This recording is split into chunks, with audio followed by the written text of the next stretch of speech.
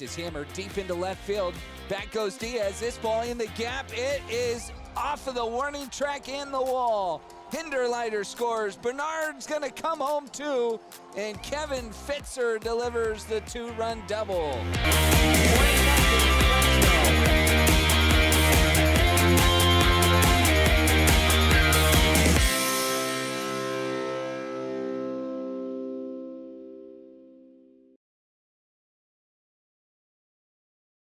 Hey California, welcome to In the Den. I'm Tim Slack, the broadcaster for your Fresno Grizzlies. Well, we had a good homestand, a good half of the homestand because we still have a week coming up.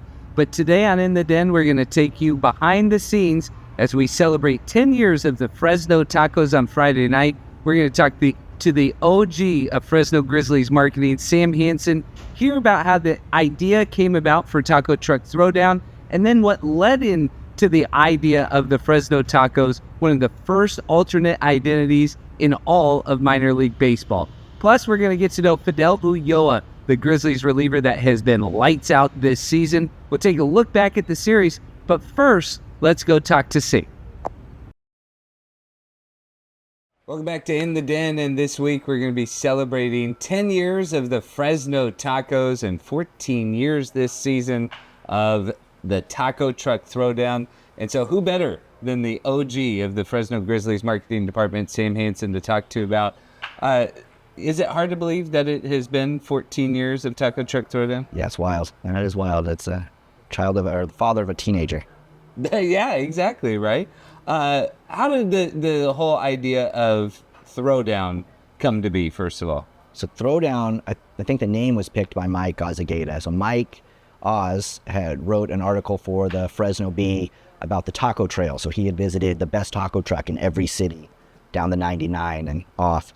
And then we just sort of took that idea and decided to have a throwdown, showdown, whatever we decided to call it, and invite. The first year we invited one truck from each city. So we had trucks from Sanger, one truck from Dinuba, one truck from Orange Cove, and then it just grew from there. But that was it was originally a collab with the Fresno Beehive and Mike Oz.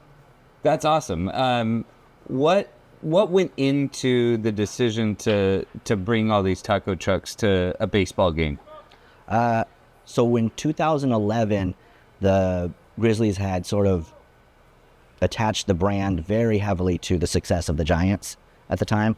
And I was a little leery of that because, one, I didn't think that the Giants would always be here, but also I didn't think that they would always be good. So I knew that we needed to sort of differentiate ourselves as a Central California brand. And I was just pointing out something that I found that was quintessentially Central Californian, and that was taco trucks.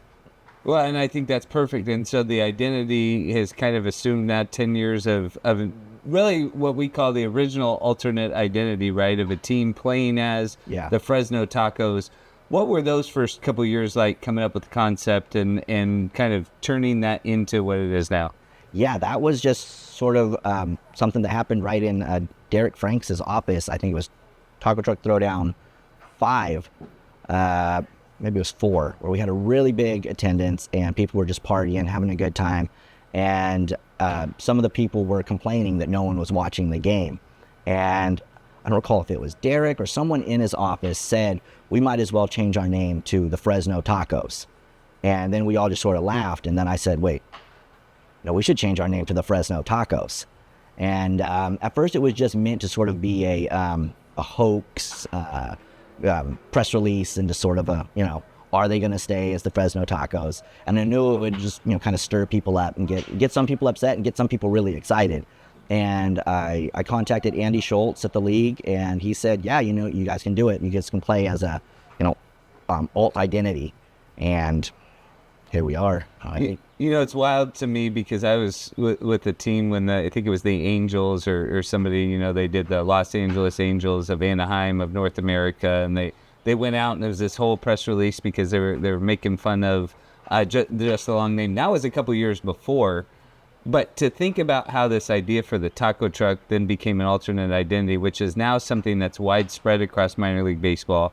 And if teams don't have a couple, right? We just played Friday night as the Fresno Growers as well. If teams don't have a couple of different identities, That's kind of unusual. Yeah. How cool is it to be, you talked about being the father of a teenager, but just being a part of an idea from its infancy to seeing what it's grown into and how widespread it is across the industry as a whole? Yeah, that's really interesting that it's been embraced not only by minor league teams, but by, I mean, there's teams all over the place that play as alternate identities. Yeah. I don't know if it hasn't hit the bigs yet, has it? Not quite. People play with other uniforms and other concepts that maybe aren't as common as they once were, right? Yeah. That was, like I said, when we first did it, we were asking, can we do this? Yeah. We didn't know if it would even be allowed, and now it's kind of become the normal, the standard. Yeah, I mean, you never know, what you can do until you try it, I guess. So. This year, we're coming up on a special anniversary of 10 years as the alternate identity. And talk to me a little bit about the redesign, the rebrand with this one. It features the food truck. And you talked about how important the food truck was to the history of this.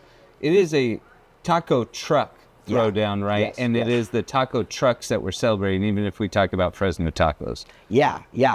I think one of the lines that we use a lot is that Central California didn't invent the taco, but we did invent the taco truck. And it was the lonchero trucks that brought food out to the braceros during the 40s when, I think it was originally the Okies that were working in the fields. And when they went to war during World War II, Truman signed the Bracero Act, and you had a lot of these migrant laborers coming up from Mexico, and they were working in the fields, and they were harvesting the food that fed our troops that, one could say saved the world. And, the trucks that were taking the food out to feed the people who were feeding the troops were the original lonchero trucks of Central California.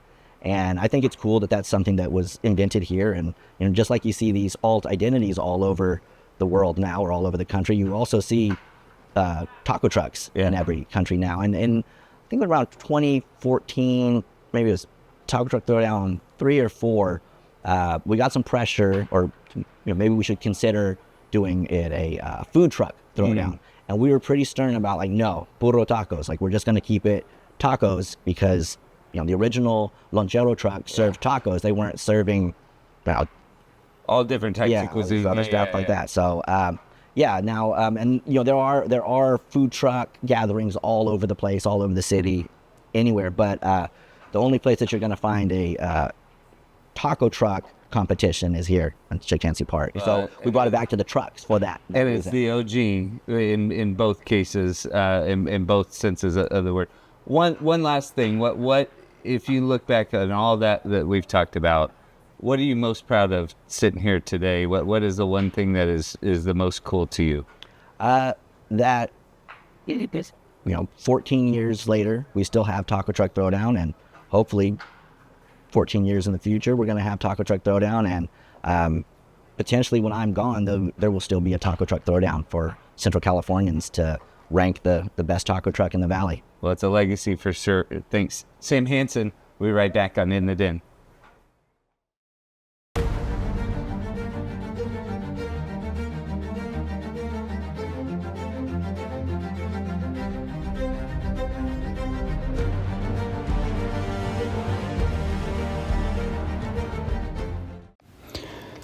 Fresno opens up a 6-game series with the San Jose Giants, the second-place team in the California League's North Division. Grizzlies entered the week 7 games back of first-place Modesto. Down a run in the 7th inning, Kevin Fitzer guns down Jose Ramos. A big out to end that and keep it a 1-run ball game, with the Grizzlies trailing despite a strong start from 20-year-old Marcos Herrera, who continued to dazzle in his day game starts. But Fitzer with a rocket of a throw to cut down Ramos and get the out. Grizzlies trailing by a run in the bottom of the inning against the Giants bullpen that had struggled coming into the series. Kelvin Hidalgo with a sacrifice fly. Carlos Gutierrez trying to get it back with a throw of his own. Can't. And the Grizzlies tie the game at 2. So then more trouble for the Giants bullpen as the Grizzlies load the bases later in the inning. And Evan Gray box home a run. In to score comes Tommy Hopvey, and the Grizzlies have a 3-2 lead. Then they turn it over to Nathan Blasick, The Grizzlies closer locks down the game. Great play by Tommy Hotby. Vlasic picks up his California League leading 8th save of the season, and Fresno takes the opener 3-2. Wednesday, it was the debut of 19-year-old Derek Bernard, and what does he do but get a big hit, an RBI double for his first at-bat as a Fresno Grizzly, scores Robert Calaz.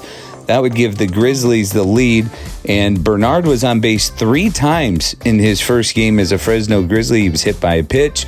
He also walked and showed a great combination of power and speed throughout the week, but his first hit as a Grizzly going the opposite way, and that proved big. Got the Grizzlies in front, but they would fall 4-3 in that ball game. And then a 7-run first inning on Thursday sent Fresno into a bit of a tough stretch. They made 4 errors that night, lost that game 16-2. So then they had to clean it up on Friday night. Jackson Cox on the bump and a runner on third in the first inning. Blake Wright cuts down Carlos Gutierrez at the plate. But San Jose would squeak across a run later against Cox. They would add one more against the bullpen. Fresno just could not break through, and they fell for the 3rd straight night. So then you need a stopper, and Saturday they turned to LeBaron Johnson Jr., the big right-hander, was great. 5 scoreless innings, and then the offense gets going in the bottom of the first. Jacob Hinderleiter extending his hitting streak to 17 games. Grizzlies would score early and take the lead, and LeBaron Johnson Jr. then got into a jam in the third bases with bases loaded, and a fly ball from Elian Rayo to the wall in center field that Yaker Reyes tracks down. Park just does hold it, and the Grizzlies maintain the lead. And then from there they said, we need to add on to this. 2 guys on for Kevin Fitzer, who has been surging as of late, and he drives this one into the gap in left center field. And with 2 outs, both runners score as it bounces up against the wall, and Fresno would take a 3-0 lead. They would continue to add to it in the inning with Fitzer on second. Blake Wright, after a hard hit ball in the first inning for his first hit, just bloops it in there and scores Fitzer to make it 4-0 Fresno. And they would not stop there. The offense, after a tough one the night before being shut out, they turned it on, and Alan Espinal drives in a run, his second hit of the ball game, part of a 5-run 4th inning for Fresno, and the Grizzlies would put it on San Jose. It was 10-0 after 5 innings. Fidel Ulloa then comes on in the 9th and closes it out, gets Gutierrez to strike out swinging and seal the 10-4 victory. LeBaron Johnson gets his 3rd win of the season, set up Fresno for a chance at the split on Sunday, and they go back to the 20-year-old Marcos Herrera, who looked really good early on. Electric fastball. In fact, did not allow a run in the first 4 innings. Got a double play to get out of the jam in the 3rd. But San Jose would take the lead. They were up 2-0 in the bottom of the 5th before the Grizzlies got on the board. Kelvin Hidalgo ropes an RBI double with 2 outs. Scores Yaker Reyes. Grizzlies had some missed opportunities there. Reyes would be single into center field. Ended up being a fielder's choice as the runner got thrown out at second. So Fresno had some missed chances. They were trying to fight back late against the San Jose bullpen that had struggled coming in, but really limited the damage that the Grizzlies could do. This one, though, a big hit for Hidalgo, put the tying run on base in the 5th inning. Grizzlies would have a couple more opportunities late in the ball game, but the best opportunity came with Jacob Hinderleiter's hit streak at stake in the bottom of the 8th, and he bounces one up the middle with 2 outs to extend his hitting streak to 18 games. More on that in a minute, but that put the tying run on base. Grizzlies would not be able to score. They would get the go-ahead run on as well, but San Jose won it 2-1. The Grizzlies dropped the series to the San Jose Giants. They take 2 games from San Jose, but a silver lining was Jacob Hinderleiter, who just joined the team on April 22nd, but he has been fun to watch in his first month with the Grizzlies. On Sunday, he extended the longest active streak in the California League to 18 games, and he's reached base safely in 27 of the 29 games played. He has an active on-base streak of 23 games as well.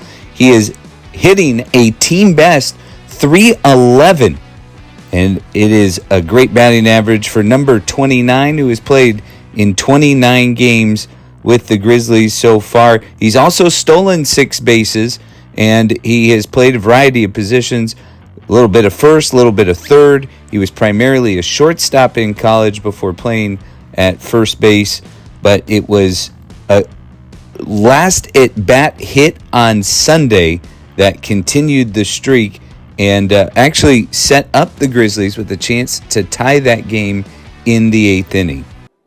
The 0-1 pitch. Grounded up the middle. Long run and throw into center field. A base hit for Hinderleiter. It extends his hitting streak to 18 games.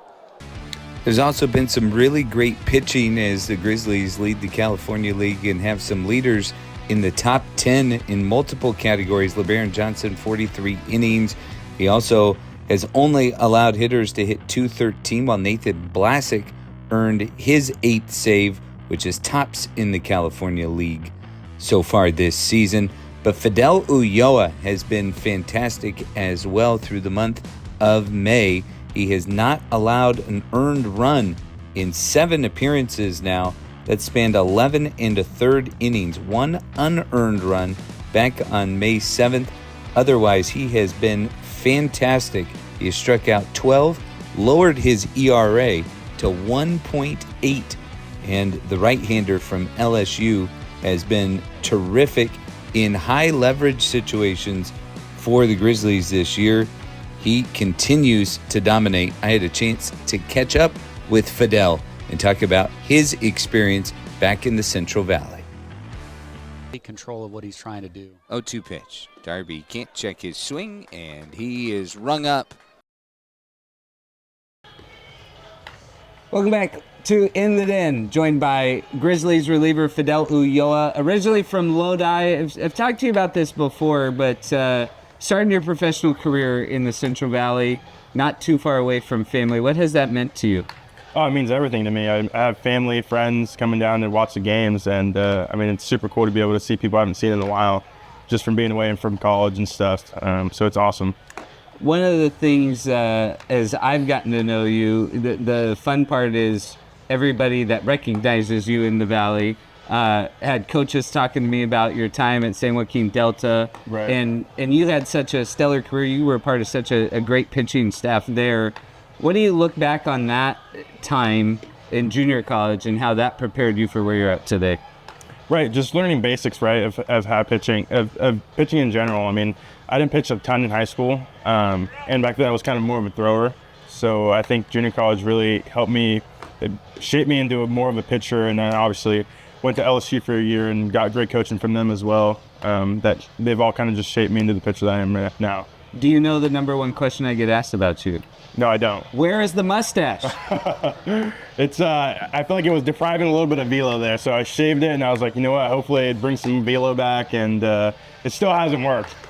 How did that come about? How did you decide to grow it in college? And talk to me a little bit about the reaction of fans knowing you as the guy with the mustache. Right, yeah, I think it originally started, I was watching the World Classic, the Baseball World Classic, and for the Nicaragua team, there was I think he was a third baseman. He had this really sweet looking mustache, and I was like, you know what, that would look sweet. I wish I could grow it. So I thought I'd give it a try, and I let it grow out for like 2 months, and I started getting a little curl, and I got some wax, and that's how it all began. And then it was just kind of my thing in college, especially at LSU. It was known for the mustache guy. That's how it was known. Well, and it's a very classic, like 70s/80s mustache of Raleigh fingers with the twirl and all that. And obviously, he pitched in Northern California. And who were your influences? I guess my question: who were your baseball influences that did stuff like that influence you more as a kid, or were there certain players who the way they played on the field influenced you?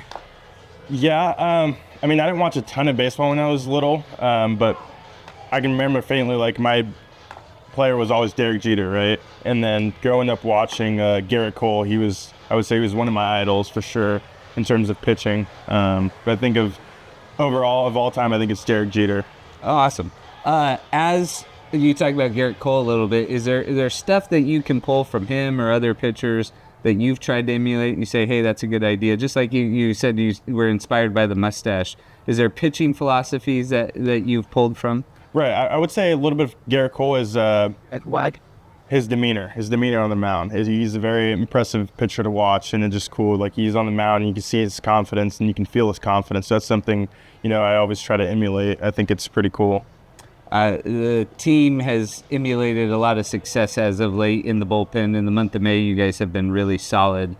What do you feel like the team ERA, I think 2.8 through the month of May through 20 games.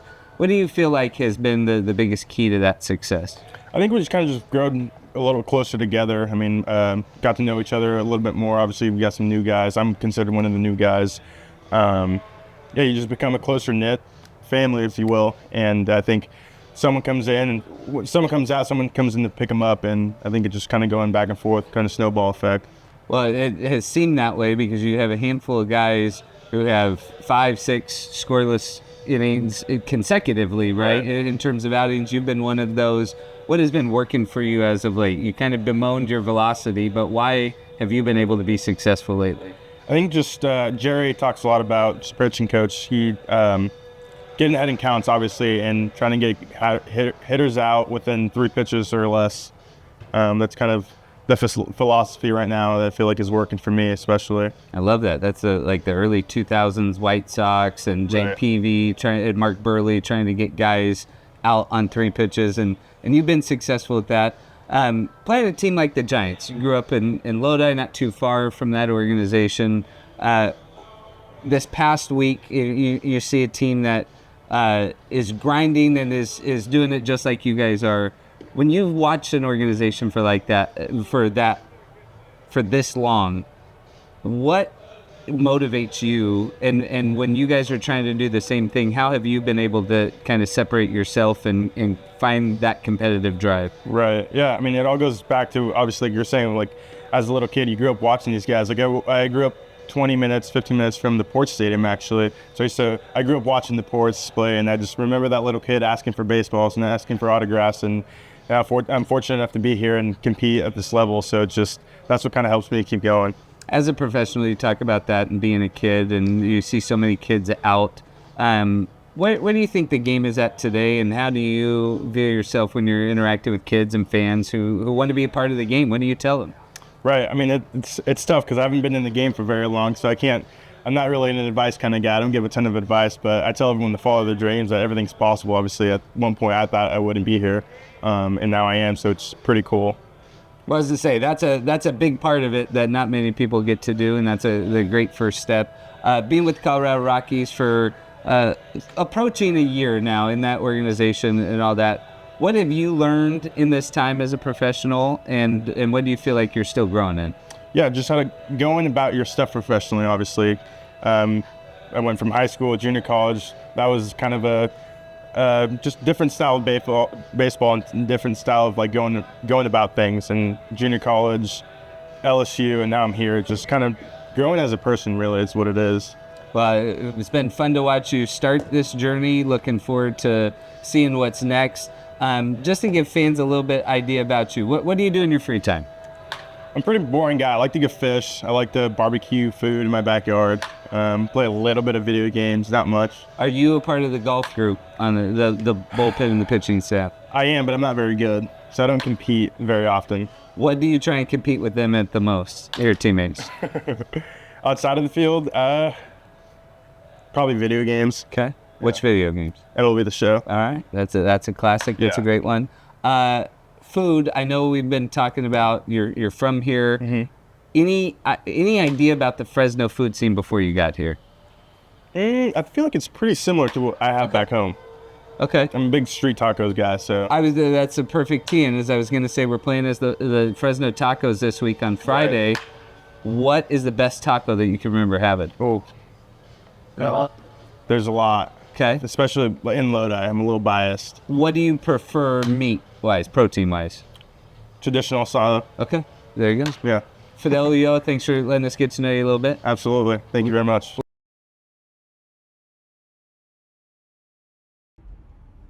Well, thanks for joining us today on In the Den. We have a great homestand on tap, and we hope you'll join us as we wrap up this 12-game homestand with 6 games against the Visalia Rawhide, beginning on Tuesday night, tomorrow night at 6:50, first pitch against the Arizona Diamondbacks affiliate.